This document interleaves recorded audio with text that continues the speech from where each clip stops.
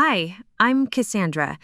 I came home from a 6-month deployment to find my sister wrapped around my fiancé in our childhood bedroom while my parents toasted their real daughter's engagement downstairs. She was always the pretty one anyway, my mother said when she saw me standing there. Then I made one phone call, and 12 hours later, my SEAL team surrounded their house at dawn. Before we jump back in, tell us where you're tuning in from, and if this story touches you, make sure you're subscribed, because tomorrow I've saved something extra special for you. Ever been the soldier who came home to find out your family had already replaced you? Before we dive in, tell me where you're listening from and who's the person that always has your six. The Virginia humidity clung to my dress blues like a second skin as I pulled my rental car into the gravel driveway of the old Whitmore farmhouse. 3 months early. That was supposed to be the surprise. Command had cut our rotation short after the mission in Kandahar wrapped ahead of schedule, and I'd spent the last 18 hours on military transports dreaming about seeing Dylan's face when I walked through that front door. The house looked different in the afternoon light. Cleaner somehow, like someone had finally pressure washed the wraparound porch and trimmed back the wild honeysuckle that used to choke the front columns. My mother had always complained about the upkeep, said the old place was too much work for a family that spent half their time deployed. Dad was Army, retired Special Forces. I'd followed his path, but took it a step further into the teams. I grabbed my sea bag from the trunk, the familiar weight of it feeling lighter now that I was home. 6 months of sandstorms and night raids had made me forget how green Tennessee could be in July. The magnolia tree Dylan and I had carved our initials into during high school was in full bloom, its dinner plate-sized flowers perfuming the air with that sweet, almost cloying scent that always reminded me why I loved this place. The front door was unlocked. It always was. Rural Hartwell County wasn't the kind of place where people worried about break-ins. I slipped inside, dropped my bag by the coat closet, and listened. Voices drifted down from upstairs. Laughter. Female laughter that wasn't quite right. Too high, too breathless, too familiar in a way that made my combat-trained instincts suddenly snap to attention. I took the stairs 2 at a time, muscle memory guiding me around the 3rd step that always creaked. The hallway stretched ahead of me, doors open to the rooms I'd grown up in, my parents' room at the end, my old room on the right, and my sister Jade's room on the left. The laughter was coming from my room. The door was cracked open just enough for me to see the unmade bed, clothes scattered across the hardwood floor. Dylan's Carhartt jacket hung over the chair where I used to sit and clean my rifles. And there, tangled in the sheets that still had the lighthouse pattern I'd picked out when we'd moved in together, was my sister Jade and the man I was supposed to marry in 8 weeks. They didn't see me at first, too caught up in each other to notice the woman in navy dress whites standing frozen in the doorway like she'd just stepped on an IED. Dylan's hands were in Jade's blonde hair, the same hair my mother had always fussed over, while telling me mine was too dark, too coarse, too much like Dad's. Cass was always the serious one anyway, Jade was saying, her voice muffled against his neck. Always playing soldier, always gone. You need someone who actually wants to be here. That's when Dylan looked up and saw me. The color drained from his face like someone had pulled a plug. He scrambled backward, pulling a sheet around his waist, mouth opening and closing like a fish pulled from water. Jade turned to see what had spooked him, and when her eyes met mine, she didn't even have the decency to look ashamed. She just smiled. "Surprise," she said, making no effort to cover herself. "You're early." I didn't say anything. Couldn't. 6 years of SEAL training had taught me to control every emotion, to compartmentalize, to function under pressure. But this wasn't enemy fire or a hostage situation. This was my sister and my fiancé in my bed in the house where I'd grown up believing family meant something. The sound of footsteps on the stairs broke the silence. My parents' voices, getting closer. "Told you she wouldn't be back until September," my father was saying. "Good thing. Gives them time to figure out how to break it to her gently. Though honestly, Robert, I don't know why Dylan waited this long. Jade's always had her head on straight." They appeared in the hallway behind me, my mother carrying a champagne bottle and 2 glasses, my father holding what looked like a jewelry box. They stopped short when they saw me, taking in the dress whites, the ribbons on my chest, the way I was standing perfectly still in their daughter's bedroom doorway. "Cassandra," my mother said, her voice flat, "you're early." Am I interrupting something?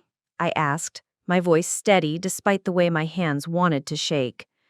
My father cleared his throat, glanced at the bed where Dewan was still scrambling for his clothes, then back at me. We were just celebrating some good news. What news is that? My mother held up the champagne bottle like it was evidence in a trial.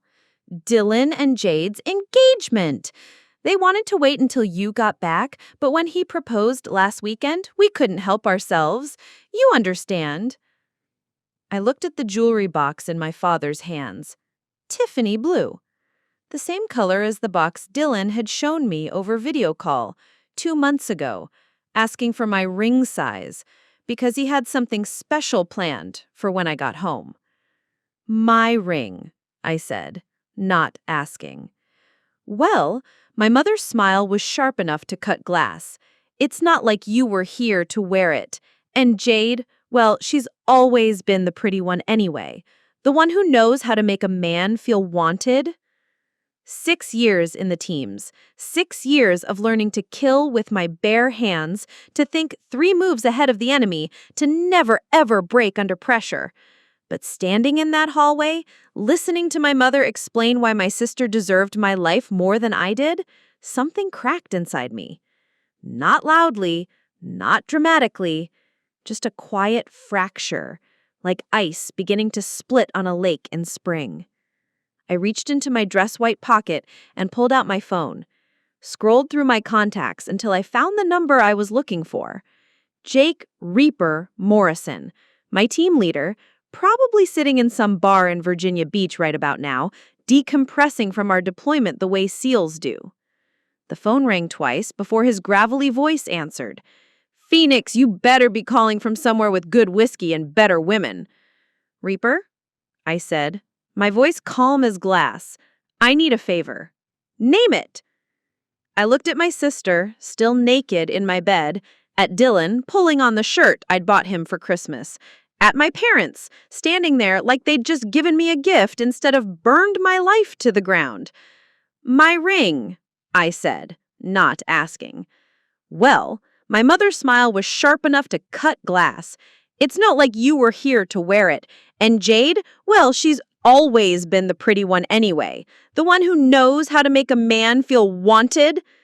6 years in the teams.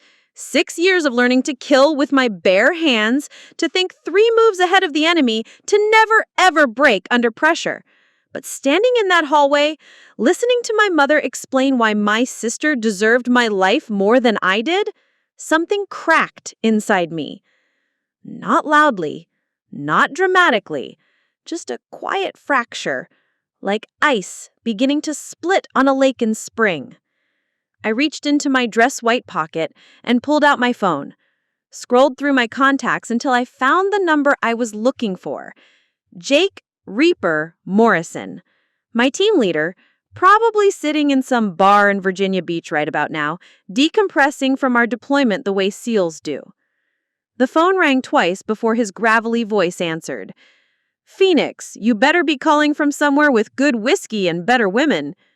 Reaper? I said, my voice calm as glass.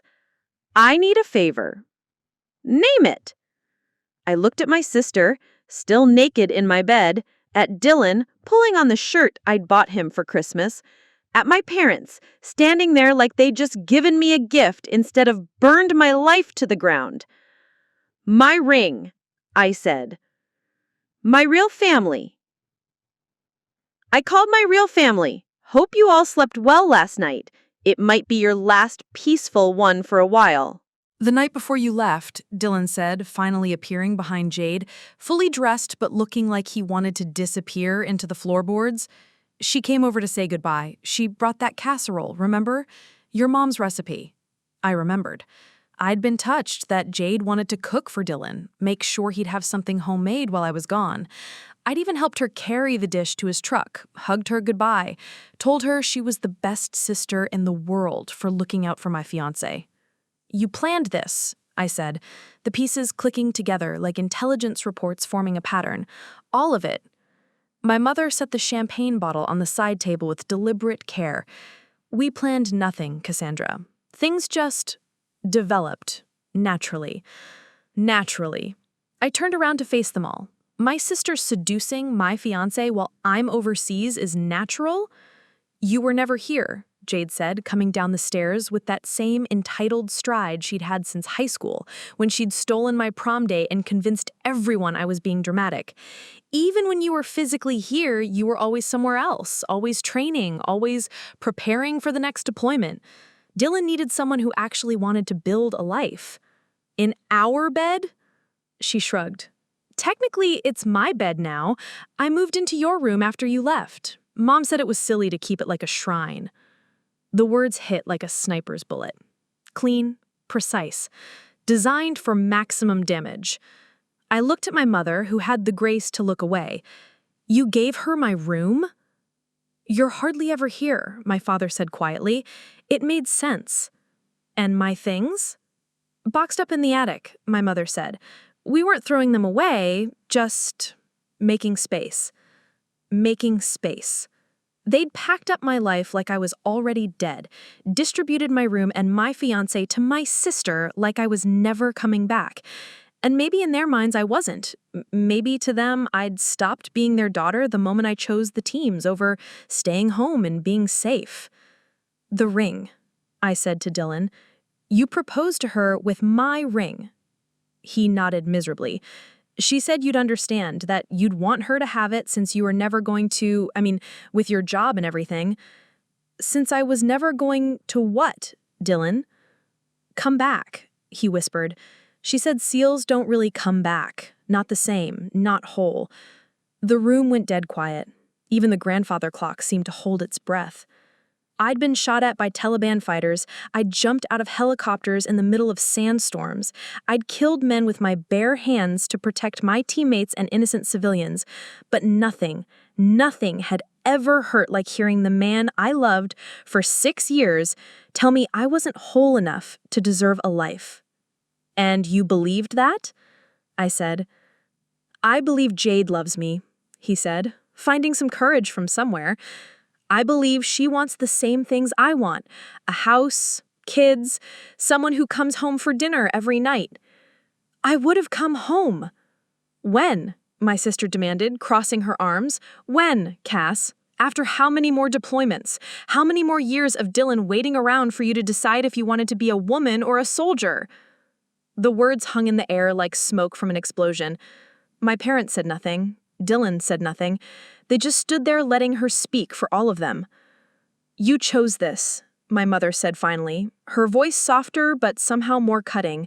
You chose the military over everything else. Over us. Over him. You can't blame us for choosing someone who actually wants to be here. I served my country. You abandoned your family, my father said, and that hurt most of all, because it came from him. From the man who taught me about honor and duty and serving something bigger than yourself. 6 years, Cassandra. 6 years of missed birthdays, missed holidays, missed life. What did you expect us to do? Wait forever? I expected you to wait 8 weeks, until I got home, until we could talk. About what? Jade laughed, a sound like breaking glass. About how you were going to retire and play house? Come on, Cass. We both know you're not the white picket fence type. You're not the type men marry. You're the type they respect, maybe, but not the type they love. Not really. Dylan loved me. Dylan loved the idea of you, she corrected. The hero girlfriend he could brag about at work, but when it came time to actually build a life, he needed someone real. Someone who could give him what you never could. Which is what? A future, my mother said simply. Jayla's already planning the wedding. Fall ceremony, right here on the property. She wants to convert the barn, have the reception where you used to practice shooting, turn something destructive into something beautiful. They'd thought this through. All of it. Not just stealing my fiancé, but rewriting our family history so I was the villain. The selfish daughter who chose war over love, duty over family, the teams over the people who should have mattered most. I pulled out my phone and checked the time. 1600 hours, 4 p.m. civilian time. In exactly 12 hours, Reaper and the boys would be here. and my family would learn what real destruction looked like. But first, they needed to understand exactly what they'd done. "You want to know what I chose?" I said, my voice still steady despite the hurricane building in my chest. "I chose to serve something bigger than myself. I chose to protect people who can't protect themselves. I chose to stand between evil and innocent people, even when those innocent people were too comfortable to notice the evil existed." "Very noble," Jade said. "Very heroic. Also very lonely." "I chose," I continued, ignoring her, "to trust the people I loved to have my back while I was gone. To believe that family meant something more than convenience." "Family is about being present," my father said. "No," I replied, thinking of my teammates, of the men and women who would drop everything to help me without question, who would literally die for me and know I'd do the same. Family is about loyalty, about having someone six no matter what, about knowing that distance doesn't change devotion. "Well," my mother said, standing up and smoothing her skirt, "I suppose we'll have to agree to disagree on that. Now, I need to start dinner. Jade and Dylan are staying for pot roast, and we have wedding plans to discuss." She walked toward the kitchen like the conversation was over, like she'd just told me they were changing cable providers instead of dismantling my entire life. "That's it?" I called after her. She paused in the doorway. "What else is there, Cassandra? You made your choice 6 years ago. We're just finally making ours." I watched her disappear into the kitchen, listened to her opening cabinets, starting dinner for the daughter who'd stayed and the man who'd switched teams. My father followed her, probably to get a beer and pretend this was all somehow normal. Jade and Dylan remained in the living room, holding hands now like they were the victims here. "For what it's worth, I am sorry," Dylan said. "I never meant for it to happen this way." I looked at him, really looked at him, and realized I was seeing a stranger. The Dylan I'd loved wouldn't have done this.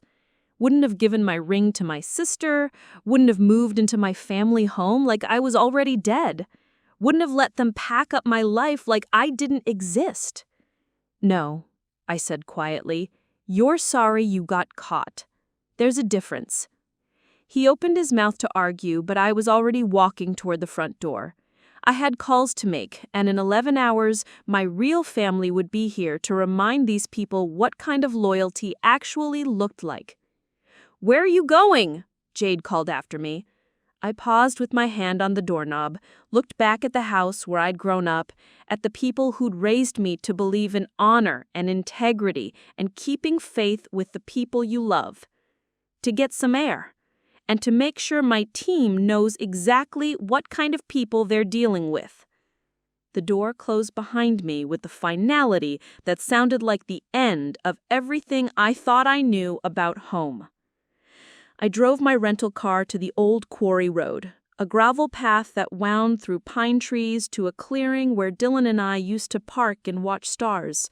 Now it felt like the perfect place to make calls I didn't want overheard. The sun was setting behind the ridgeline, painting the Tennessee sky in shades of orange and red that reminded me of tracer fire. My hands weren't shaking when I dialed the first number, but my heart was hammering against my ribs like it was trying to escape. Master Chief Petty Officer James Bulldog Harrison answered on the second ring. "Phoenix, heard you were stateside. Everything solid?" "Negative, Master Chief. I need to ask you something, and I need a straight answer." A pause. In the background, I could hear voices, the clink of beer bottles, team gathering probably, and Murphy's Pub near Little Creek. "Shoot. What would you do if your family betrayed everything you stood for? If they took your sacrifice and used it as an excuse to destroy your life?" Another pause, longer this time. "Phoenix, where are you right now? Tennessee. Home. Or what used to be home. Talk to me." I told him everything. The engagement party I wasn't invited to, the ring that had been mine, The room that had been packed away like I was dead. The way they'd looked at me like I was the problem, like choosing to serve had made me less than human. When I finished, the line was quiet, except for the sound of the Master Chief breathing. "Son of a bitch," he said finally. "Your own family." "Blood family," I corrected. "I'm starting to understand the difference." Listen to me, Phoenix. What you're feeling right now, that's not weakness. That's not being dramatic. That's being human after being stabbed in the back by people who were supposed to love you unconditionally. The words hit something deep in my chest, a knot I'd been carrying since I'd walked into that bedroom. I keep thinking I should have seen it coming. How? You were doing your job.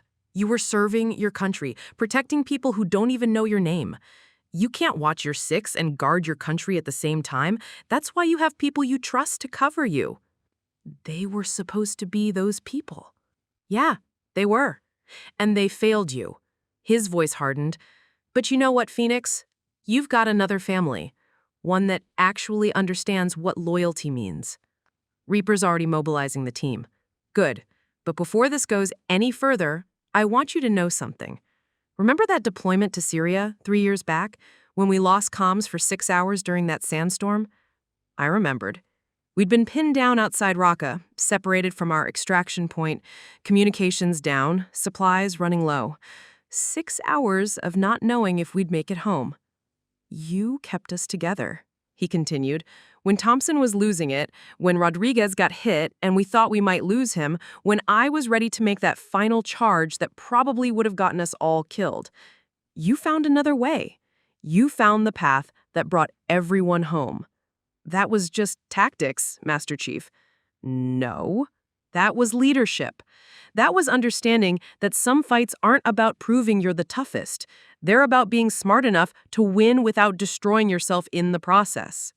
I leaned against the rental car watching the last light fade behind the mountains. What are you saying? I'm saying you've got options here, Phoenix. And whatever you decide, your real family's got your back. But don't let their betrayal turn you into something you're not. After I hung up, I sat in the growing darkness and thought about paths, about the difference between justice and revenge, about what it meant to win. My phone buzzed. Text message from an unknown number. Heard you might need backup. This is Nolan Cross. Master Chief gave you your number. Nolan Cross. The name was familiar, but I couldn't place it. I texted back, do we know each other? Navy JAG Corps. I handle legal issues for spec war teams. Also happened to be a SEAL who went to law school. Master Chief thought you might need both skill sets. JAG. Judge Advocate General, military lawyer. I sat up straighter. Can you talk? My phone rang 30 seconds later. Petty Officer Reed, this is Lieutenant Commander Cross. Master Chief filled me in on your situation. I want you to know what happened to you isn't just morally wrong. There might be legal implications. Legal implications? Your fiancé had access to your financial accounts, correct? Joint savings, maybe a joint checking account for shared expenses? Yeah, we were planning the wedding. I added him to my savings account 6 months ago so he could access funds if something happened to me overseas.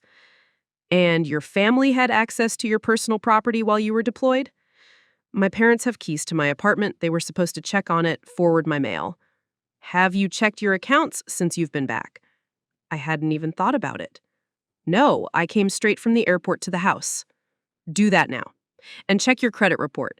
I've seen this before, Phoenix. Sometimes when people decide you're not coming back, they start acting like you're already gone in more ways than one. My fingers were shaking now as I pulled up my banking app. Savings account first. The number that appeared made my stomach drop. $47,000. It should have been $89,000. Shit, I whispered. What did you find? $42,000 missing from savings. I scrolled through the transactions, withdrawal after withdrawal, all authorized by Dylan's access. Wedding venue deposits, catering, flowers, photographer. They've been planning this wedding with my money. Keep looking. Checking account, credit cards. Each screen showed more damage.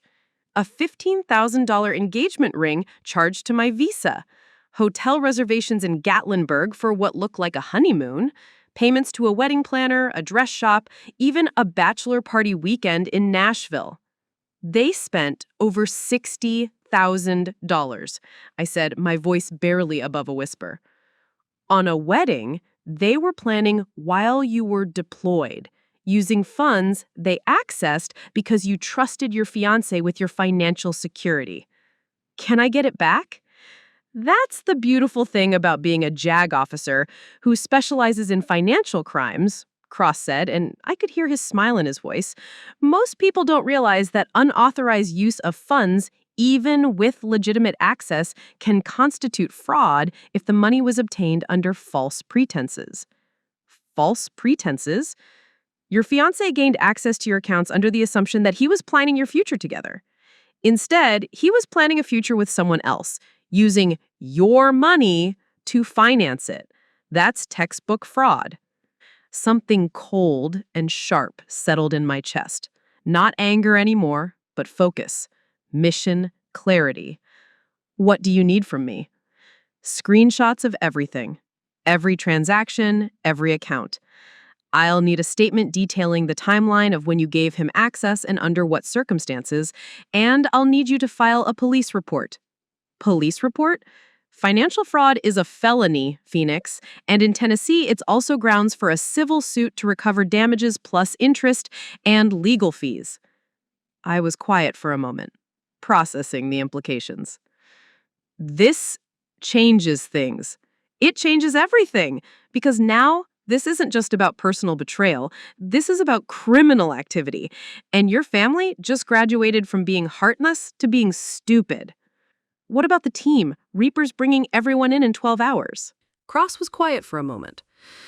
That's up to you. But think about this. What sends a stronger message? A bunch of angry SEALs showing up at their door like something out of a movie, or a bunch of federal marshals showing up with arrest warrants? Can you make that happen? Phoenix, I have been waiting my whole career for a case this clear-cut. Family betrayal, financial fraud, elder abuse if your parents were involved in accessing your accounts. This isn't just going to court. This is going to court with a bow on it. I closed my eyes and thought about Master Chief's words, about finding the path that brings everyone home, about leadership versus proving you're the toughest. How long do you need? Give me until dawn. I can have preliminary warrants drafted and filed with the local prosecutor's office by morning. Tennessee takes financial fraud seriously, especially when it involves military personnel. And if I want to proceed, then you call me at 0600 and tell me where to serve the papers. But Phoenix, yeah? Whatever you decide, make sure it's what you want, not what you think you deserve. There's a difference between justice and revenge. Justice rebuilds. Revenge just burns everything down. After I hung up, I sat in the darkness for a long time, thinking about paths and choices and the difference between being strong and being smart. My phone buzzed with another text from Reaper. ETA 0400, lock and load. I had a choice to make. In 6 hours, I could have my SEAL team surrounding the house where I'd grown up, making a statement that would echo through Hartwell County for decades. Or I could have federal marshals at the door with arrest warrants that would make a statement in court. Both options would get me justice, but only one would get me the truth about who I really was. I started the car and drove back toward town, toward the police station where I'd once brought stray dogs and lost bicycles. Time to find out what justice looked like when you fought smart instead of just fighting hard. The night was just beginning, and I finally knew which family I was fighting for. The Hartwell County Sheriff's Department looked exactly the same as it had when I was 16 and got caught spray painting my initials under the old railroad bridge. Same fluorescent lights that buzzed like angry wasps, same smell of burnt coffee and industrial disinfectant, same Deputy Martinez behind the front desk who'd known me since I was knee-high to a grasshopper. "Cassandra Whitmore," he said, looking up from his paperwork with a grin that faded when he saw my face. "Heard you were back in town. Everything all right, sweetheart?" "I need to file a police report, Deputy Martinez. Financial fraud." His eyebrows went up. In Hartwell County, financial fraud usually meant someone writing bad checks at the Piggly Wiggly or running up charges on stolen credit cards, not military personnel filing complaints against their own families. "Let me get Sergeant Brooks," he said, reaching for the phone. Sergeant Brooks turned out to be a woman about my age, with sharp eyes and the kind of no-nonsense demeanor that comes from dealing with small-town drama on a daily basis. She led me to a cramped interview room that smelled like cigarettes and regret. "Deputy Martinez says you want to file a fraud report," she said, pulling out a notepad. "Walk me through it." I told her everything: the engagement, the deployment, coming home to find my sister in my bed with my fiancé, the missing money, the wedding expenses charged to my accounts, the ring purchased with my credit card. She took notes in shorthand, occasionally asking for clarification or specific dates. "You said your fiancé had legitimate access to the accounts," she asked. "I added him as an authorized user 6 months ago. We were engaged, planning a life together. I wanted him to be able to access funds in case of emergency while I was deployed." "And the intended purpose of that access? Emergency expenses? Maybe wedding planning for our wedding, not planning a wedding to my sister using money he was stealing from me." She nodded, made another note. "How much total are we talking?" I pulled out my phone, showed her the screenshots I'd taken at the quarry. $63,412, plus interest and fees. Brooks whistled low. "That's felony territory. Grand theft, fraud, potentially conspiracy if your sister knew where the money was coming from." She had to know. Half these charges are to wedding vendors here in town. They would have asked how she was paying for everything. "And your parents?" That question hit harder than I had expected. "I don't know yet, but they had keys to my apartment, access to my mail, if there were financial documents, credit card statements. We'll need to investigate that angle too." She closed her notepad. "I'm going to be straight with you, Cassandra. This is going to get messy. Small town like this, everyone knows everyone. Your family's got roots here. People are going to take sides. I'm not looking to destroy anyone, Sergeant. I just want what's mine back." "I understand, but once this ball starts rolling, it's going to pick up speed. You sure you're ready for that?" I thought about my teammates, probably gearing up right now for a 0400 insertion that would turn this into a military operation. I thought about Cross, drafting warrants that would turn this into a federal case. Both options would get attention, but only one would get results that actually mattered. "I'm ready," I said. She handed me a case number and told me someone would be in touch within 24 hours. As I walked out of the station, my phone was already buzzing. Text from Cross. "How did it go?" "Report filed. Case number 2024 HF1147. "Perfect. I'm drafting the civil complaint now. By morning, we'll have this locked down legally. But I need more evidence." "Such as?" "Phone records, email communications, anything showing premeditation. If your sister and fiancé were planning this while you were deployed, there's going to be a digital trail." I drove to my old apartment complex on the edge of town, a place called Pine Ridge Manor that was neither pine-filled nor particularly majestic. My parents had been checking on the place, supposedly maintaining it while I was gone. The parking lot was mostly empty, just a few beat-up trucks and an old Honda that had seen better days. Unit 247 looked different. The welcome mat I'd left by the door was gone, replaced with something that said, "Home Sweet Home," in a flowery script. The spare key was still in the fake rock where I'd left it, but when I turned it in the lock, something felt off. The apartment smelled like my sister's perfume. Vanilla and jasmine, the scent that had followed her around since high school. My furniture was still there, but rearranged. The couch faced a different direction. The coffee table had new magazines. Bridal magazines. My bookshelf was missing several volumes, replaced with romance novels I'd never bought. In the bedroom, my dresser drawers were half empty. Clothes missing, replaced with items that definitely weren't mine.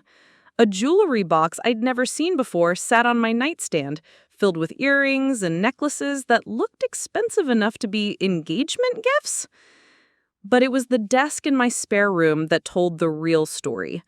I'd used it for paperwork, bill paying, correspondence with my chain of command. Now it was covered with wedding planning materials, contracts, payment schedules, guest lists in my sister's handwriting. I started photographing everything. The contract showed a wedding plan for October 15th, exactly 8 weeks after my original return date. The venue deposit was $8,000, charged to my visa on March 3rd, 2 months into my deployment. The catering contract was dated March 15th, another $12,000. Flowers, photography, music, even the bachelor and bachelorette parties, all paid for with my money, all planned while I was dodging mortar fire in Afghanistan. My laptop was still there, password unchanged. The browser history told a story that made my stomach turn.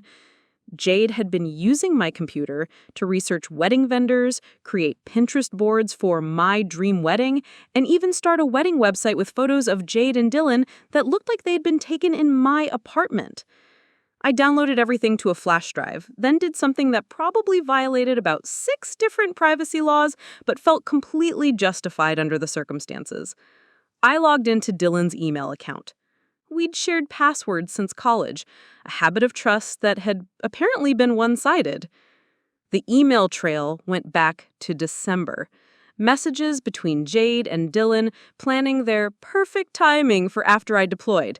Dylan expressing doubt and Jade reassuring him that I was married to the military anyway and would probably never settle down.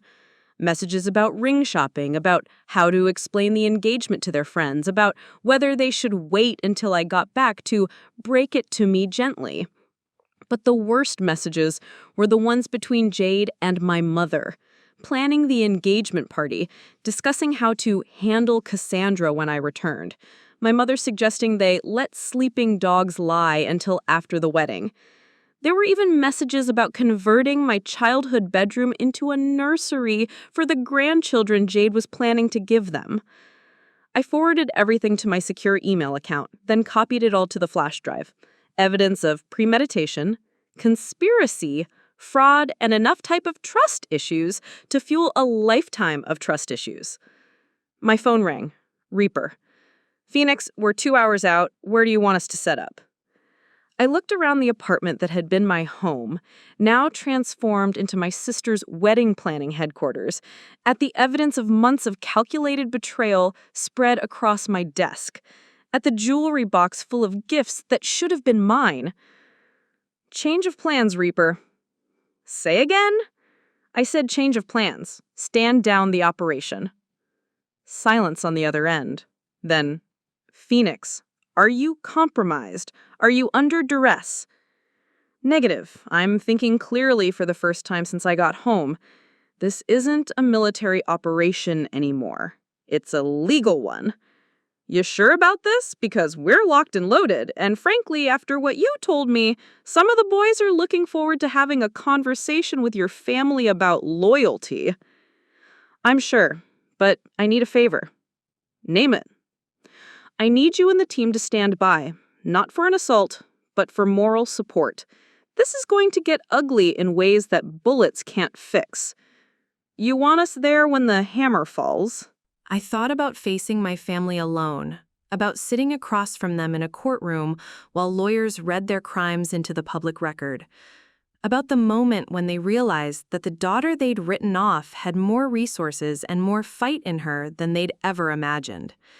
Yeah, I said, I want them to see exactly what family loyalty looks like when it's real. Roger that, Phoenix. We'll be there. Not in tactical gear, but we'll be there. After I hung up, I sat in the silence of the apartment that had been mine, thinking about the difference between winning a battle and winning a war. My family thought they'd won by taking my fiancé, my money, my place in their lives. They'd celebrated their victory with champagne and wedding plans and casual cruelty. But they'd made one critical mistake. They'd forgotten that I was a SEAL, trained to think strategically, to plan for contingencies, to turn apparent defeat into decisive victory. By dawn, they'd learned the difference between someone who could be replaced and someone who could fight back. I packed the flash drive in my pocket, locked the apartment, and drove back toward the house where I'd grown up. Time to let my real family know that the mission parameters had changed, but the objective remained the same. Justice was coming to Hartwell County. It just wasn't coming the way anyone expected. Dawn broke over Hartwell County like a slow explosion, painting the eastern hills in shades of gold and crimson. I sat in my rental car outside Murphy's all-night diner, watching the sun climb through my rearview mirror while I waited for Cross to arrive. The parking lot was mostly empty, except for a few 18-wheelers and the beaten pickup trucks that belonged to the early shift at the lumber mill. My phone had been buzzing since 0530. Text messages from Reaper confirming the team's arrival, status updates from Cross on the legal paperwork, and 3 missed calls from my mother that I had ignored. The family was waking up to find me gone, probably assuming I'd slunk back to base with my tail between my legs, like the defeated soldier they thought I was. They had no idea what was coming. A black Ford Explorer pulled into the lot at exactly 0600, tinted windows reflecting the morning sun. The driver who emerged was not what I had expected from a JAG officer. Cross was built like a linebacker, shoulders that looked like they could break down doors, but he moved with the measured precision of someone who'd learned to think before acting. His dress uniform was immaculate, ribbons and insignia that told the story of someone who'd earned his way up from enlisted ranks.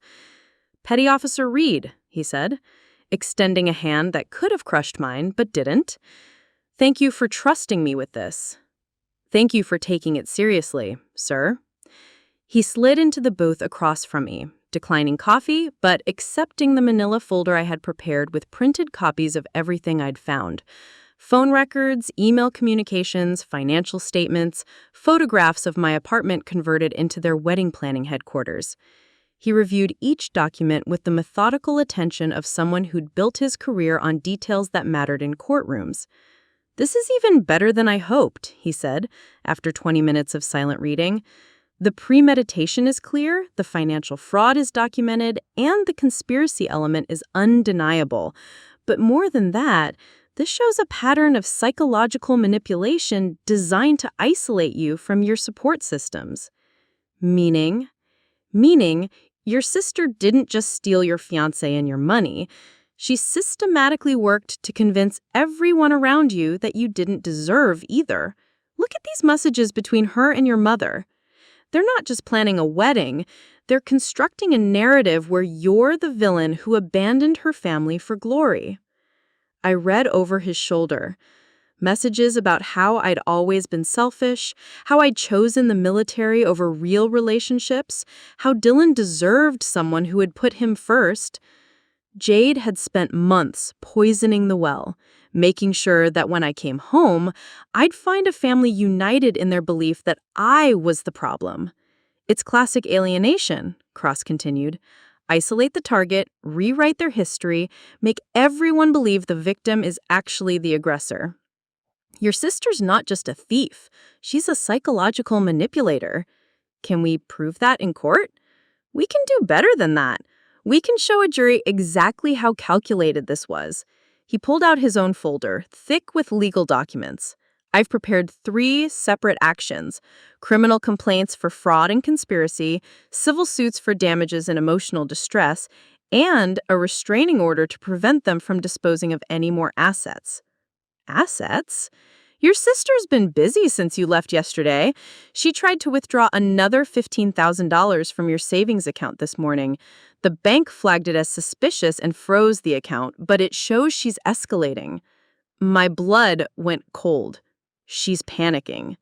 She should be, because in about 2 hours, federal marshals are going to serve warrants on her, your fiancé, and potentially your parents, if we can prove they knowingly participated in accessing your accounts. Federal marshals? Cross smiled, and it wasn't entirely pleasant. Financial fraud involving military personnel is a federal crime, especially when it crosses state lines. Some of these vendors they paid are in Georgia, Alabama. That makes it interstate commerce fraud. FBI takes that very seriously. The diner door chimed, and 3 men walked in who definitely weren't local farmers or mill workers. They moved with the controlled awareness of people trained to assess threats and plan responses, scanning the room before settling into a corner booth where they could watch all the exits. One of them caught my eye and nodded slightly. "Your backup?" Cross asked. "Part of it. My team leader and 2 of my squad mates. The rest are positioned around town." "Positioned how?" "Let's just say if my family decides to run, they won't get far." Cross leaned back in his seat, studying me with new interest. "You're not just filing charges, are you? You're running a full operation." "I'm ensuring that justice gets served without interference. My family thinks they know me, think they can predict my responses based on the girl who left for boot camp 8 years ago. They're about to learn that girl doesn't exist anymore." "What's the endgame here, Phoenix?" The question caught me off guard. In military operations, the endgame was always clear. Neutralize the threat, complete the mission, bring everyone home. But this wasn't a military operation, and the people I was fighting weren't enemy combatants. They were the people who'd raised me, taught me right from wrong, told me they loved me. "I want my life back," I said finally. "My money, my dignity, my faith in what family is supposed to mean. And I want them to understand that actions have consequences." "Even if those consequences destroy them?" "They made their choices, Commander. I'm just making sure those choices matter." My phone buzzed. Text message from an unknown number. "This is Sergeant Brooks. We have a situation at your family's residence. Can you come in?" I showed Cross the message. He frowned. "That's not standard procedure for fraud cases. Something's changed." We paid for coffee and walked to our cars, the morning sun now high enough to burn off the dew and promise another scorching Tennessee day. Cross followed me to the sheriff's station, where we found Brooks waiting in the parking lot with the kind of expression that meant trouble. "What's the situation, Sergeant?" I asked. "Your sister called in a domestic disturbance report at 0700, claims you threatened her and her fiancé, that you've been stalking them, that you have military weapons and training that make you dangerous to the community." "That's ridiculous." "I know it's ridiculous, but she's got witnesses, your parents are backing her story, and she's got text messages that she says prove you've been threatening them." Cross stepped forward. "Sergeant, I'm Lieutenant Commander Cross, JAG Corps. I'm representing Petty Officer Reed in this matter. May I ask what evidence you have of these alleged threats?" Brooks looked uncomfortable. Screenshots of text messages, stuff about calling in military backup, surrounding their house, making them pay for what they did. She's also claiming that Reed has been conducting surveillance, breaking into property, accessing private communications without permission. I felt the ground shift under my feet. Jade had turned my investigation into evidence of stalking, my legal preparation into proof of threats. She'd twisted my promise of justice into something that sounded like terrorism. "Those messages were about legal action," I said. "I believe you, but perception matters in law enforcement. And right now, the perception is that a trained military operative is threatening civilian family members. The sheriff wants to bring you in for questioning." "On what charges?" "Stalking, criminal threatening, potentially domestic terrorism, if she can make the case that you're using your military connections to intimidate civilians." Cross's face had gone stone cold. "This is clearly a preemptive strike designed to undermine our fraud case.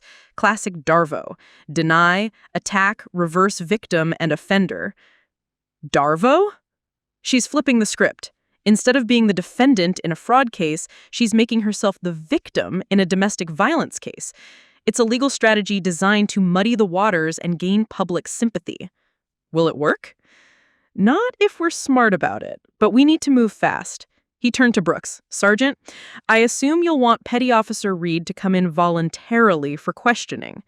That would be preferable to a warrant." "Done.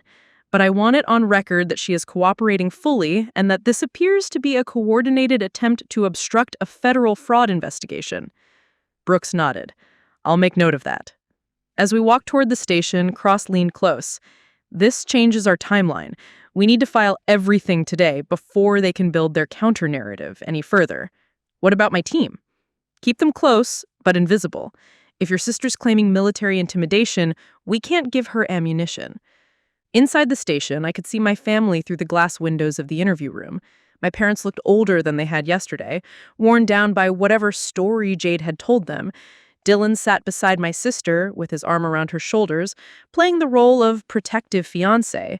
And Jade herself looked like she'd been crying, mascara smudged, hair disheveled, the picture of a frightened victim. She'd planned this too. Probably stayed up all night crafting her story, coaching my parents and Dylan on their parts, preparing for the moment when I'd try to fight back legally. She'd turned my strengths into weaknesses, my military training into evidence of dangerous instability. But she'd made one mistake. She'd assumed I was fighting alone. Cross straightened his uniform jacket, checked his ribbons one final time, and pushed open the door to the interview room. "Good morning. I'm Lieutenant Commander Cross, representing Petty Officer Reed in this matter. I understand there are some concerns about miscommunication between family members." The room went quiet. My family stared at the JAG officer like he'd materialized from thin air, their carefully prepared victim narrative suddenly complicated by the presence of official military authority.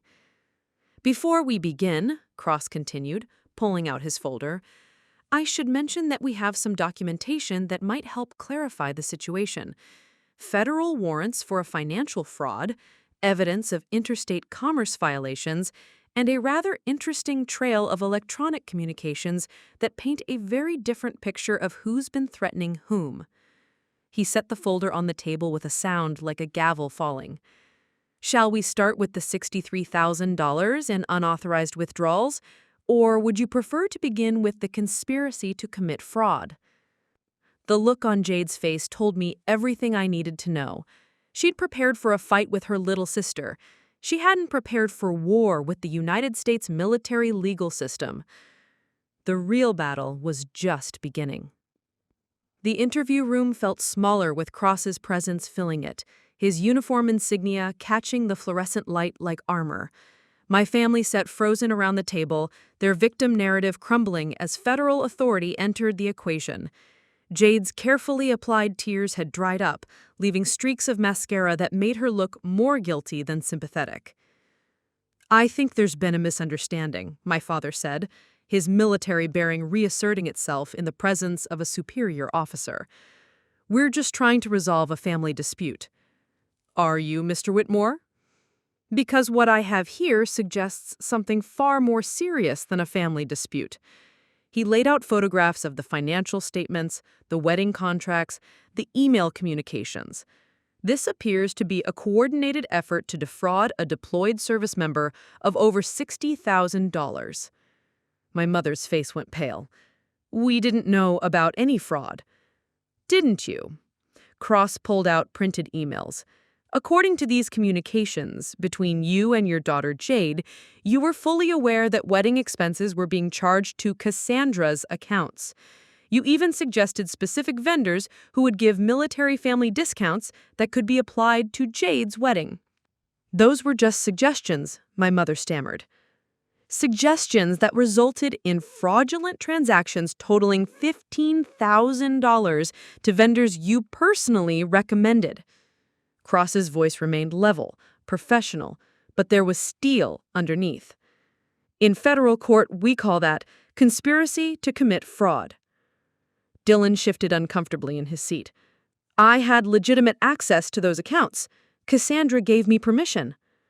"Permission to plan your wedding to her, Mr. Foster, not permission to plan your wedding to her sister using her money." He slid another document across the table. "This is a forensic accounting of every transaction made with Cassandra's funds. Engagement ring, venue deposits, flowers, even your bachelor party in Nashville. All charged to accounts you accessed under false pretenses." "False pretenses?" Dylan's voice cracked. "You gained access to those funds as Cassandra's fiancé with the understanding that you were planning a shared future. Instead, you were planning a future with someone else and using her money to finance it. That's textbook fraud, regardless of your authorized access." Sergeant Brooks had been taking notes, but she looked up now. "Commander Cross, what exactly are you proposing here?" "I'm not proposing anything, Sergeant. I'm explaining what's going to happen." He pulled out another set of papers. Federal warrants have been issued for the arrest of Jade Whitmore and Dylan Foster on charges of conspiracy to commit fraud, interstate commerce violations, and theft from a military service member. Those warrants will be executed at 1400 hours today. The room exploded. Jade shot to her feet, Dylan grabbed her arm, my parents started talking at once. Only I remained silent, watching my sister's carefully constructed facade finally shatter. "You can't do this," Jade said, her voice shrill. "She's threatening us. She brought military people to intimidate us." "Actually, Miss Whitmore, the only threats documented in this case are the ones you've made.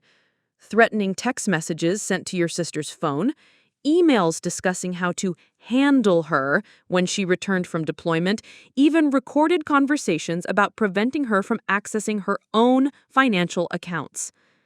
"Recorded conversations?" My father looked confused. "Your daughter is very thorough, Mr. Whitmore. She documented everything, including conversations where you and your wife discussed the best ways to justify keeping Cassandra's personal belongings in storage indefinitely, and how to explain why her room had been converted to a nursery."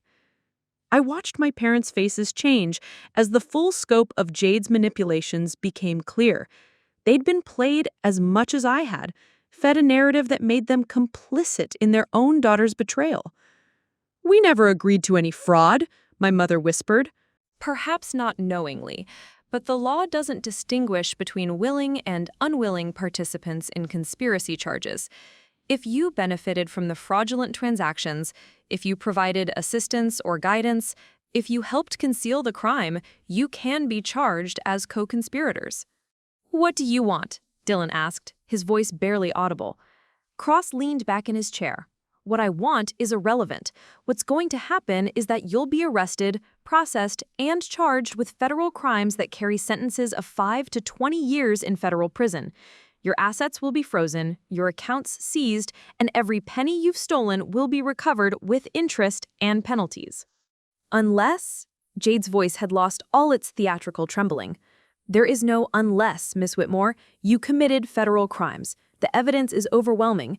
Your best option at this point is to cooperate fully and hope the prosecutor considers your assistance when recommending sentences." Sergeant Brooks cleared her throat. "Commander, what about the domestic disturbance complaint?" "Oh, that," Cross smiled coldly. "Filing false police reports is also a crime, Sergeant, particularly when it's done to obstruct a federal investigation. I'd recommend adding that to Miss Whitmore's charges." The room fell silent except for the hum of fluorescent lights and the sound of my mother crying quietly into her hands. My father sat ramrod straight, staring at the evidence spread across the table like he was trying to understand how his family had fallen so far. "Cassandra," he said finally, "what do you want from us?" It was the first time any of them had asked me what I wanted, instead of telling me what I should accept.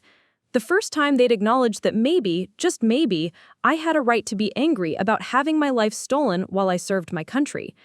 "I want my money back," I said quietly. "All of it with interest. I want my belongings returned, my accounts restored, my credit repaired. I want an acknowledgement that what you did was wrong." And then I looked at each of them in turn. My parents, who'd raised me to believe in honor and integrity, but had abandoned those values the moment they became inconvenient.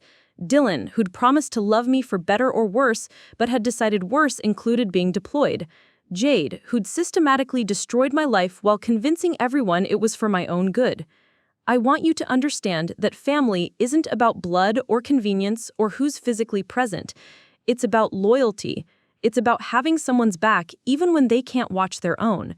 It's about keeping faith even when it's hard. "We kept faith," my mother protested. "No, you kept secrets. There's a difference."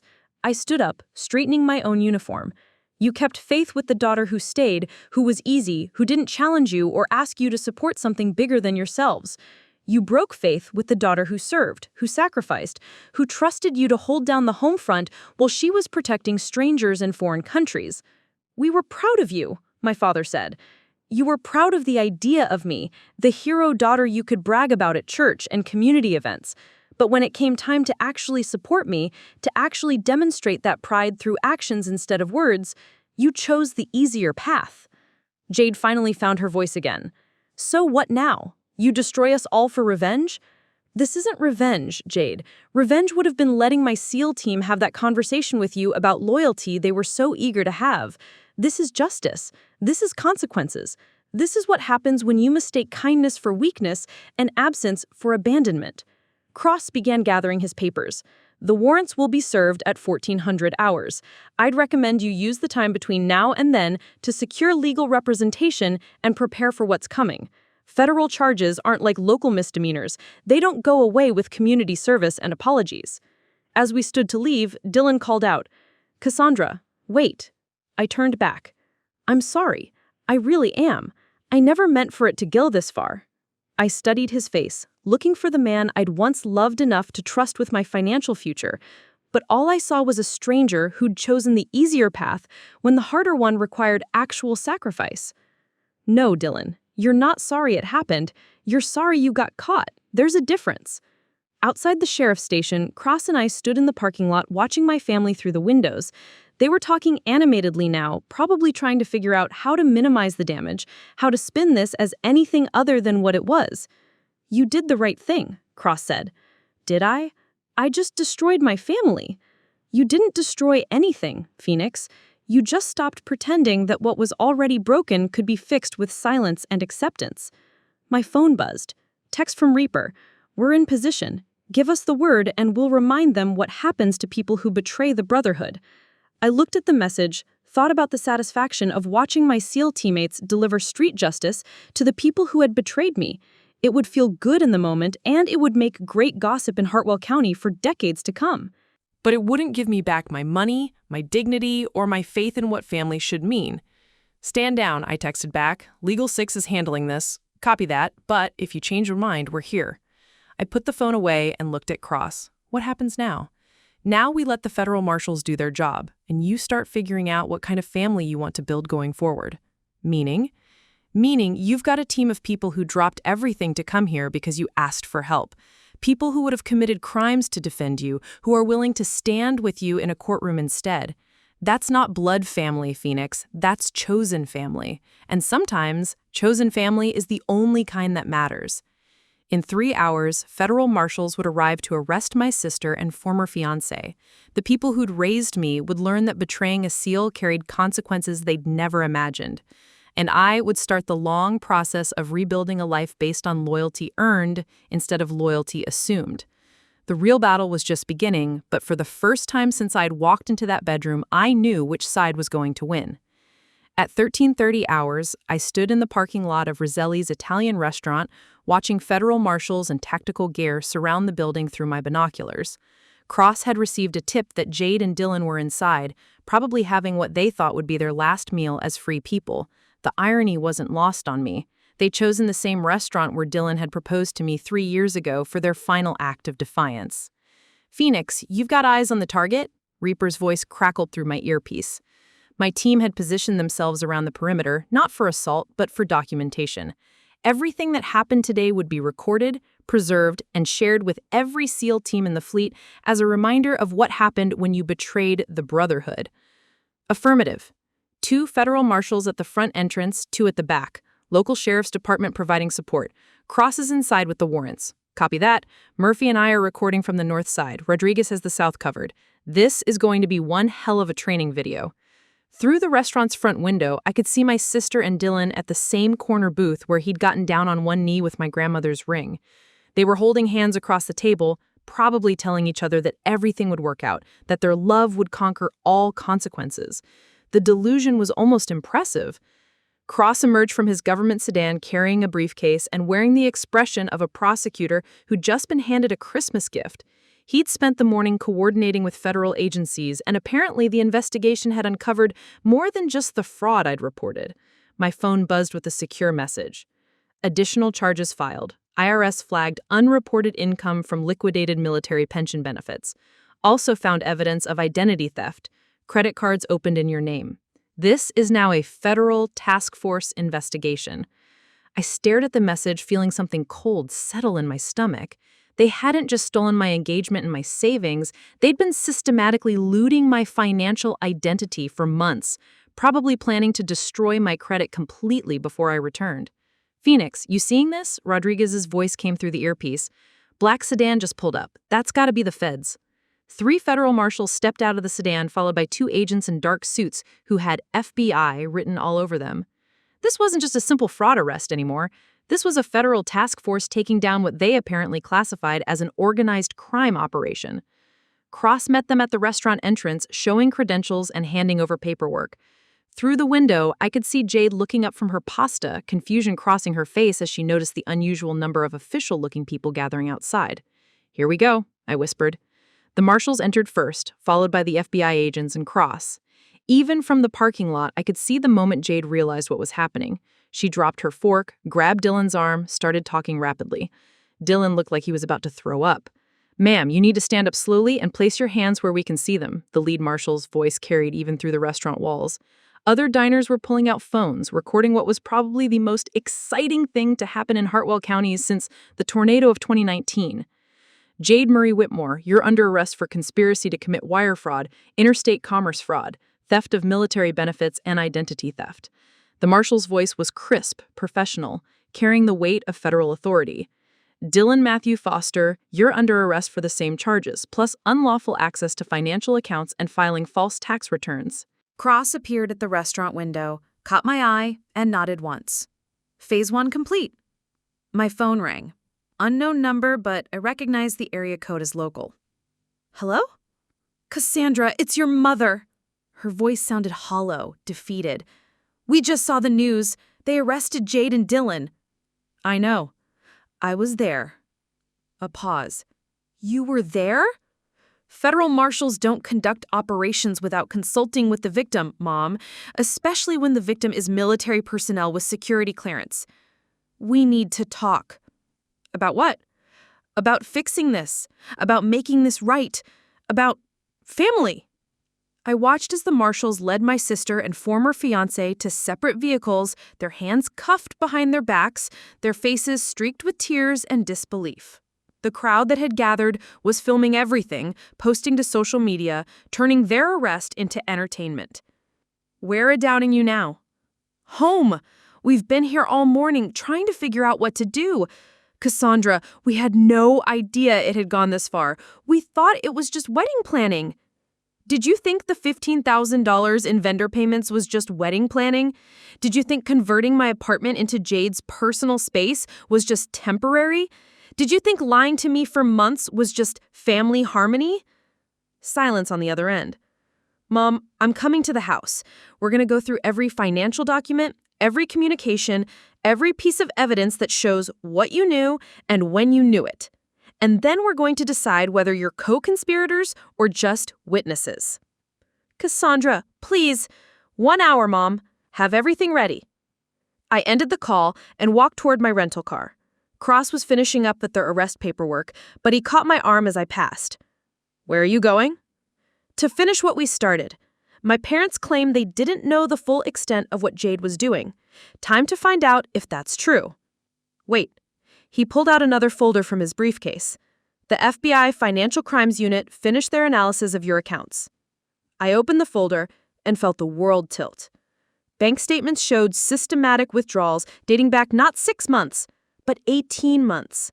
Credit cards I'd never applied for, loans taken out in my name, even a second mortgage on property I didn't know I owned. The total wasn't $60,000. It was $237,000. Jesus Christ!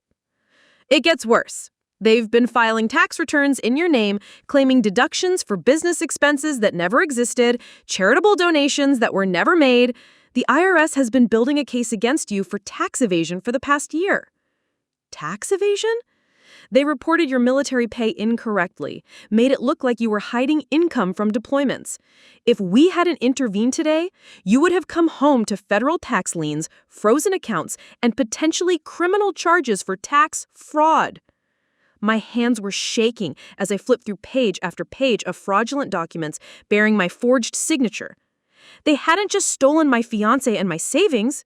They'd been systematically destroying my financial identity, building a case that would have made me look like a criminal while they lived off my stolen money. How long have they been doing this? Best we can tell, since your second deployment. Maybe longer. This wasn't opportunistic theft, Penix. This was a coordinated, multi-year campaign to strip you of everything you'd earned in service to your country. I thought about every video call home, every email asking how everyone was doing, every care package I sent filled with things they'd claimed to need. While I was dodging Taliban fighters and protecting Afghan civilians, my own family had been waging a different kind of war against me. Are my parents involved? Cross pulled out more documents. Your father co-signed 3 of the fraudulent loans. Your mother was listed as a business partner on 2 of the fake tax returns. Either they're the most gullible people in Tennessee, or they've been active participants in a $250,000 fraud conspiracy. The restaurant parking lot was clearing out, the excitement of the arrest fading as life returned to normal.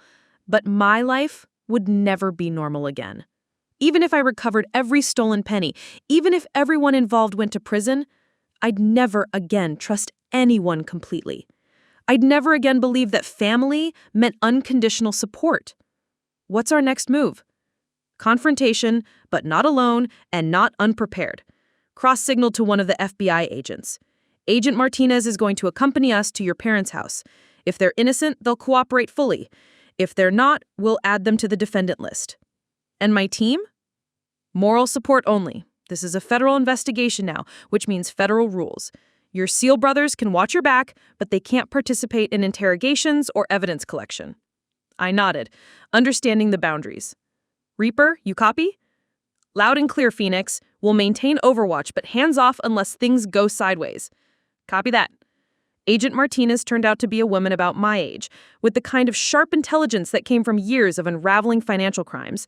She reviewed the evidence during the drive to my parents' house, occasionally asking questions about family dynamics and financial arrangements.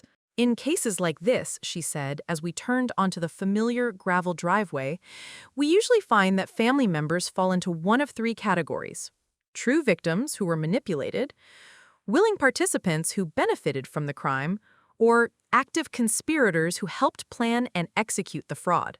Which category do you think my parents fall into? That depends on what we find in the next hour. But I'll tell you this, a $250,000 fraud operation doesn't happen without someone in the family asking questions. Either your parents are completely naive, or they're better criminals than your sister. The house looked different as we pulled up. Smaller somehow, like the arrest of Jade and Dylan had diminished its importance. My parents were waiting on the front porch, my father in his dress uniform despite being retired, my mother clutching a manila envelope like it contained her salvation. Agent Martinez, FBI Financial Crimes Division, my escort introduced herself. We're here to discuss your potential involvement in a federal fraud investigation. My father's military posture stiffened. We've prepared all our financial documents. We want to cooperate fully. That's good to hear, Mr. Whitmore, because what we've uncovered suggests this fraud operation has been ongoing for years, and family members who benefited from stolen funds can be charged as co-conspirators, even if they didn't actively participate in the theft. My mother's face went white. The manila envelope in her hands was shaking. Time to find out if the people who raised me were victims or villains. The manila envelope my mother clutched contained bank statements, loan documents, and tax returns spanning 3 years. Martinez spread them across the kitchen table where I'd eaten breakfast as a child, each document telling a story of systematic financial betrayal that made my stomach turn.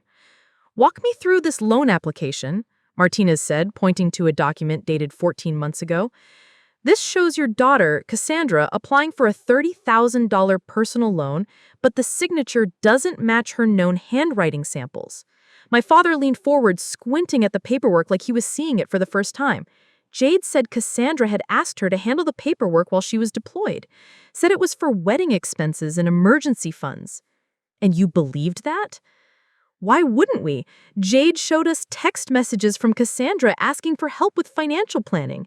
She said the military made it difficult to handle civilian banking from overseas. Martinez pulled out her laptop, opened a forensic analysis program. Mr. Whitmore, these text messages were registered to Jade's name using a spoofing app to make them appear to come from your other daughter's number. The metadata shows they were sent from this house, not Afghanistan. The silence that followed was deafening. My mother set down her coffee cup with shaking hands. She faked text messages from Cassandra? Not just text messages, emails, phone calls using voice modulation software, even video calls using deepfake technology. Your daughter Jade created an entire digital identity to impersonate Cassandra and authorize financial transactions. I watched my parents' faces change as the full scope of Jade's deception became clear. They hadn't just been passive enablers, they'd been victims too, manipulated by someone who'd spent years perfecting the art of psychological manipulation. The business partnership documents, Martinez continued, addressing my mother. You're listed as co-owner of Whitmore Military Consulting Services. What can you tell me about this business? I don't know anything about any business, my mother whispered. Jade said it was paperwork for Cassandra's military benefits, something about tax advantages for service members.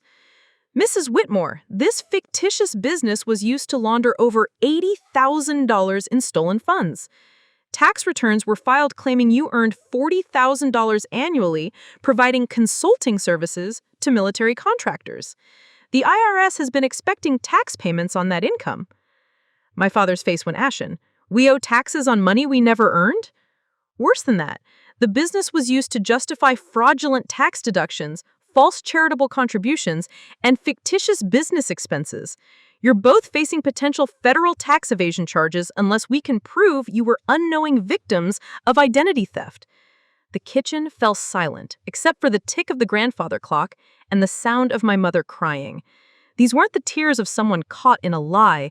These were the tears of someone realizing they'd been systematically destroyed by their own child. Agent Martinez, I said quietly, I need to ask them something. She nodded. I turned to my parents, people who'd raised me to believe in honor and integrity, who were now facing federal charges because they trusted the wrong daughter. When did you first suspect something was wrong? My father was quiet for a long moment. 6 months ago, maybe longer. Jade started talking about moving to California, buying a house, starting a business. But she'd never had that kind of money, and she wasn't working. When we asked where the funds were coming from, she said you were helping her get started as a wedding gift. And you believed that? We wanted to believe it, my mother said through her tears. We wanted to believe that our daughters loved each other enough to support each other's dreams. We wanted to believe that family meant something. Agent Martinez pulled up another document on her laptop. Mrs. Whitmore, this shows you co-signed a loan for $25,000 in March. What was that money supposed to be for? Jade said it was for her wedding dress and honeymoon expenses. She said Cassandra had insisted on paying for everything, but the military banking system was too complicated to handle international transfers. And the money was deposited into an account you had access to? Joint account with Jade. She said it was easier for family to manage finances that way, that Cassandra preferred having everything handled through relatives rather than dealing with military bureaucracy. Each answer revealed another layer of Jade's manipulation. She'd constructed an elaborate fiction where I was the generous sister providing financial support from overseas, using our parents as unwitting accomplices in laundering stolen money. The house refinancing, Martinez said, pulling up mortgage documents. You took out a second mortgage for $60,000. Where did you think that money was going? My parents looked at each other with the expression of people who just realized they'd been living in a carefully constructed lie. Home improvements, my father said slowly. Jade said you wanted to renovate the house as a surprise for when you got back. New kitchen, updated bathrooms, maybe a deck where you could relax after your deployments. I looked around the kitchen. Nothing had been renovated. The same avocado green appliances from the 1980s, the same cracked linoleum floor, the same water stain on the ceiling from a roof leak that had never been fixed. Where's the $60,000, Dad? Jade handled all the contractor payments. She said it was easier to manage the project while we were at work, that she'd coordinate everything so it would be finished when you came home. Agent Martinez was typing rapidly on her laptop. Mr. Whitmore, I'm looking at contractor records for this address. No permits filed, no work orders, no receipts for materials or labor. The $60,000 was transferred to accounts controlled by your daughter, Jade. The full scope of the betrayal was becoming clear. Jade hadn't just stolen my money and my fiancé, she'd systematically looted our entire family, using our parents' love and trust as weapons against them. She'd turned their desire to support both daughters into a criminal conspiracy that could destroy their remaining years. "How much do we owe?" my mother asked quietly. Martinez pulled up a spreadsheet. "Between fraudulent loans, unpaid taxes, and penalties, you're facing approximately $115,000 in debt and potential criminal liability." My parents put their heads in their hands. "We'll lose the house. We'll lose everything." "Not necessarily," Martinez said. "If you cooperate fully with our investigation, if you help us trace every transaction and document every lie Jade told you, we can present you as victims rather than co-conspirators. The courts are generally sympathetic to elderly family members who were manipulated by relatives they trusted." "Elderly?" My father's military pride bristled at the word. "Mr. Whitmore, you're both over 65, which makes you protected persons under federal elder abuse statutes. Your daughter's systematic financial manipulation constitutes elder abuse, which carries additional penalties." I watched my parents grapple with the reality that their golden child, the daughter who'd stayed home and been attentive and loving, had been slowly destroying them while they slept. The daughter they'd chosen over me hadn't just betrayed me, she'd betrayed all of us. "What happens now?" I asked. "Now we build the strongest possible case against the real perpetrators. Your sister faces federal charges that could result in 25 years in prison. Dylan faces 15 to 20. And if we can prove this was organized criminal activity rather than impulsive theft, we can invoke RICO statutes that allow us to seize all assets purchased with stolen funds." RICO? Racketeer Influenced and Corrupt Organizations Act. It's usually used against organized crime families, but it applies to any criminal enterprise that uses fraud and conspiracy to systematically steal from victims. My phone buzzed with a text from Cross. "District Attorney wants to meet. Media attention is significant. This could become a federal showcase case." I showed Martinez the message. She nodded grimly. "This case is going to get national attention. Military service member betrayed by her own family while deployed overseas, financial fraud targeting military benefits, elder abuse of military veterans. The prosecution is going to make an example of everyone involved." "Including us?" my mother asked. "That depends on your level of cooperation and whether we can prove you were victims rather than participants. But I'll be honest with you. Your signatures are on legal documents, your names are on fraudulent businesses, and your accounts were used to launder stolen money. The distinction between victim and co-conspirator can be very thin in federal court." Outside, I could hear vehicles pulling into the driveway. Through the window, I saw news vans setting up, reporters checking equipment, neighbors gathering to watch the drama unfold. The arrest of Jade and Dylan had made the local news, but the investigation of my parents was about to make national headlines. "Agent Martinez," I said, "I need a few minutes alone with my parents before this becomes a media circus." She nodded, stepped outside to coordinate with the arriving federal agents. I sat across from the people who'd raised me, who'd taught me right from wrong, who were now facing the consequences of trusting the wrong child with their financial lives. "I'm sorry," my mother said quietly. "We thought we were helping both our daughters. We thought we were supporting your dreams while you were serving your country." "I know you did, Mom. What do we do now?" I looked at these two people who'd sacrificed so much to raise me, who'd been proud of my service even when they didn't understand it, who'd been manipulated by a daughter they'd trusted completely. Now, we tell the truth. All of it. Every lie Jade told you, every document you signed without understanding, every time you suspected something was wrong but convinced yourselves it was fine. We tell the truth, and we let justice sort out who deserves punishment and who deserves protection. My father nodded slowly. And after that? After that, we figure out what family looks like when it's built on honesty instead of convenience. The front door opened and Cross entered with 2 more FBI agents and a federal prosecutor who looked like she'd been born to put criminals in prison. The real trial was about to begin. 6 months later, I stood in the hallway outside Federal Courtroom 3A in Nashville, watching my sister's defense attorney make last-minute arguments that would determine whether she spent the next 25 years in federal prison or merely 15. The media circus had been relentless. CNN calling it the ultimate military family betrayal, Fox News dubbing it stolen valor's new low, and military publications using it as a cautionary tale about protecting military service members' financial security during deployment. Dylan had already pled guilty to conspiracy charges in exchange for testifying against Jade. 12 years in federal prison, restitution of his share of the stolen funds, and a lifetime ban from accessing military benefits or working with defense contractors. He'd broken down completely during his plea hearing, admitting that what started as an affair had evolved into a criminal enterprise when Jade convinced him they could have everything they wanted if they were smart about it. My parents had been cleared of criminal charges after extensive cooperation with federal investigators. The elder abuse designation had protected them from prosecution, but the financial damage was severe. They'd lost their house, their retirement savings, and their faith in the daughter they'd trusted most.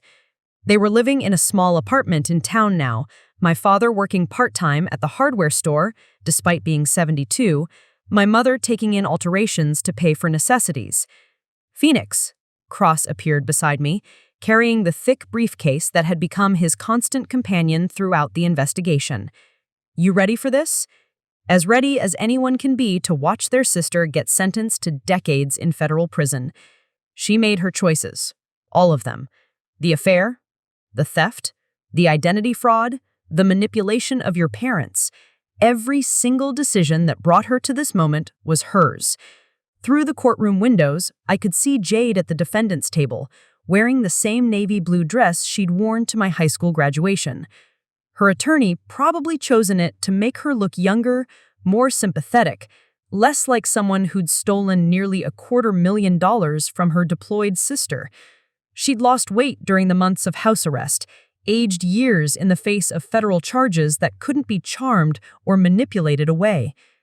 The prosecution is seeking the maximum sentence, 25 years for the financial crimes, additional time for identity theft and elder financial abuse.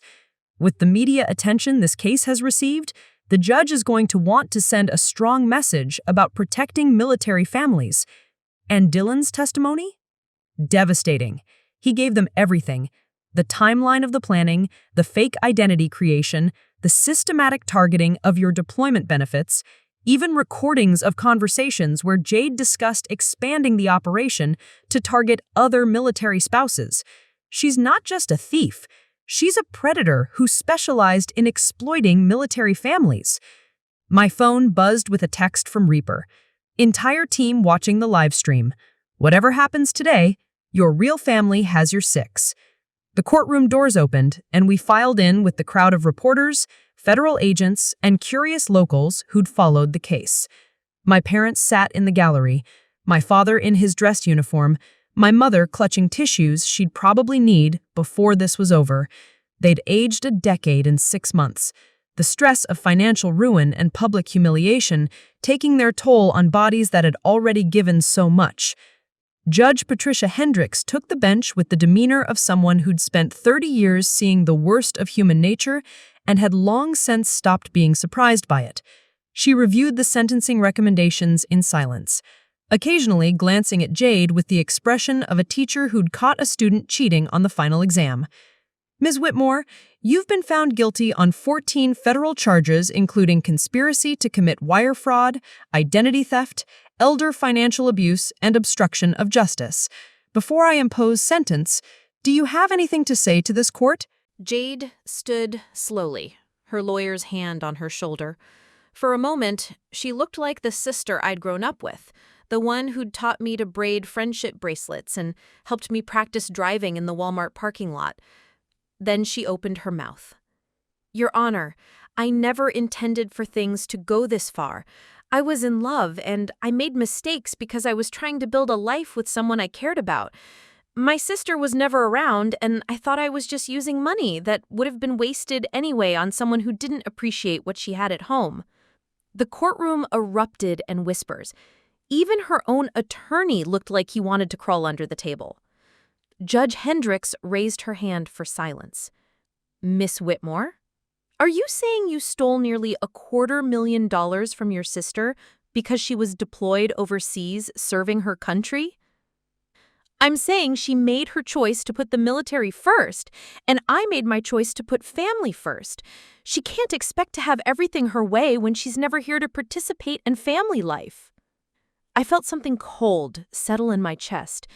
Even facing 25 years in federal prison, even after months of evidence showing her systematic criminal behavior, Jade still believed she was the victim, still believed that my service to our country somehow justified her stealing from me. Your Honor, the federal prosecutor stood up, I'd like to introduce additional evidence that speaks to the defendant's lack of remorse and continued threat to society. She played a recording from Jade's phone calls during house arrest, conversations with friends where she discussed plans to write a book about her experience, to capitalize on the media attention, to position herself as a victim of military family dysfunction. In the recordings, she laughed about that bitch sister of mine and discussed strategies for appealing her conviction. Judge Hendricks listened to the entire recording in silence, her expression growing colder with each passing minute. Ms. Whitmore, she said when the recording ended, in 30 years on this bench, I have rarely encountered such a complete lack of remorse or understanding of the harm you've caused. You didn't just steal money. You stole from a service member who was risking her life for our country. You manipulated elderly parents who trusted you. You created an elaborate criminal enterprise designed to destroy your sister's financial future while she was deployed overseas. Your Honor, if I may? You may not. The judge's voice cut through Jade's attempt at interruption. You have shown this court that you view your sister's military service not as an honor to your family, but as an opportunity for exploitation. You have demonstrated that you consider your elderly parents not as people to protect and cherish, but as tools to be used in your criminal schemes. Jade's face was pale now, the reality of her situation finally penetrating her delusion of victimhood. The court sentences you to 25 years in federal prison without the possibility of parole for 10 years. You will serve your sentence at FCI Waseca, a facility equipped to handle white-collar criminals who pose an ongoing threat to society. You will pay full restitution of $237,000 plus interest and penalties. You are permanently banned from accessing any military benefits, facilities, or programs. The gavel came down with a sound like thunder. Jade collapsed into her chair, finally understanding that her choices had consequences she couldn't charm or manipulate her way out of. Her attorney was already discussing appeal options, but we all knew the evidence was too overwhelming, the prosecution too thorough, the judge's ruling too carefully constructed to be overturned. As the marshals led her away in shackles, she looked back at me one final time.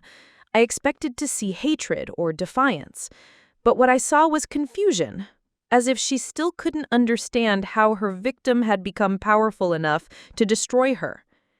Outside the courthouse, reporters surrounded me with questions about justice, revenge, and military family values. I gave them the statement Cross and I had prepared, something about the importance of protecting service members and their families from exploitation. But the real conversation happened later, in the quiet of my parents' small apartment. "I'm sorry," my mother said, for the 100th time since Jade's arrest. "I'm sorry we failed you. Sorry we didn't protect you. Sorry we let her convince us that you didn't need our support." "You didn't fail me, Mom. She manipulated all of us." "We should have known," my father said. "Should have asked more questions. Should have demanded proof. Should have protected our daughter who was serving overseas instead of enabling the one who stayed home." You loved both your daughters. That's not a failure. That's what parents are supposed to do. My phone rang. Reaper. Phoenix, we're having a barbecue at Murphy's place this weekend. Team celebration for justice served. You in? I looked around the small apartment my parents now called home, at the people who'd lost everything because they trusted the wrong child, who were trying to rebuild their lives at an age when they should have been enjoying retirement. Can I bring guests? Your real family is always welcome, Phoenix. That's what we do. We take care of each other. That weekend, I watched my parents meet my SEAL teammates for the first time. Murphy teaching my father how to properly grill ribs while sharing stories about leadership under pressure. Rodriguez showing my mother photos of his own kids while explaining how military families support each other during deployments. Reaper sitting quietly with both my parents, listening to their stories about raising a daughter who chose service over safety. "You did good, Phoenix," Reaper told me as we cleaned up after dinner. "Not just in getting justice, in choosing forgiveness over vengeance, truth over revenge. She's still my sister." "No, she's not. Biology doesn't make family. Loyalty does. Choice does. Showing up when it matters does." He gestured toward my parents, who were laughing at something Murphy had said about military cuisine. "Those people chose to support you even when it cost them everything. We chose to have your back when you called for help. That's family." Later that night, I sat on my parents' small porch watching stars appear over Hartwell County. The media circus had moved on to other stories, the federal agents had returned to other cases, and life was slowly returning to something resembling normal. But I was different now. Stronger in some ways, more careful in others, forever changed by learning that the people who claim to love you most can be the ones who hurt you deepest. My phone buzzed with a text from an unknown number. "This is Staff Sergeant Miller from the Army Family Readiness Group. We heard about your case. Can you speak to our spouses about financial protection during deployment?" I looked at the message, then at my parents rebuilding their lives with grace and dignity, then at the stars that had watched over me during deployments to places where I'd been shot at by strangers while being robbed by family. "Yes," I texted back, "I can speak to them about choosing the right family and protecting what matters most." The story that began with betrayal had become something else entirely, a reminder that family isn't about blood or convenience or who's physically present.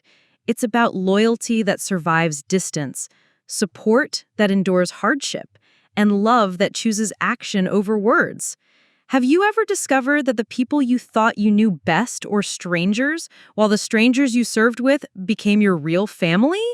Have you ever had to choose between the family you were born into and the family you chose? Tell me your story in the comments. Sometimes the most painful lessons teach us the most important truths about what loyalty really means. Up next, you've got 2 more standout stories right on your screen. If this one hit the mark, you won't want to pass these up. Just click and check them out.